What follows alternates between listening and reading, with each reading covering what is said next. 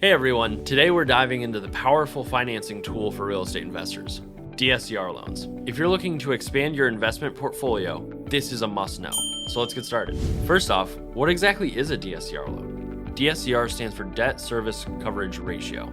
It's a measurement used by lenders to determine if a property can generate enough income to cover its mortgage payments.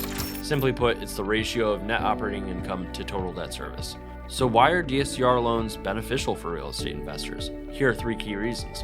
1, there's no personal income verification.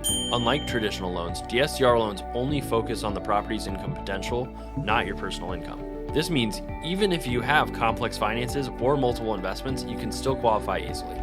Flexible loan amounts. These loans can accommodate a wide range of property values, from single-family homes to multi-unit buildings. A streamlined approval process. Without looking at your personal financials, the approval process can be significantly faster. This allows you to seize investment opportunities quickly. In summary, DSCR loans offer a fantastic opportunity for real estate investors to grow their portfolio with flexibility and speed. If you're interested in learning more or need help with your loan options, don't hesitate to reach out.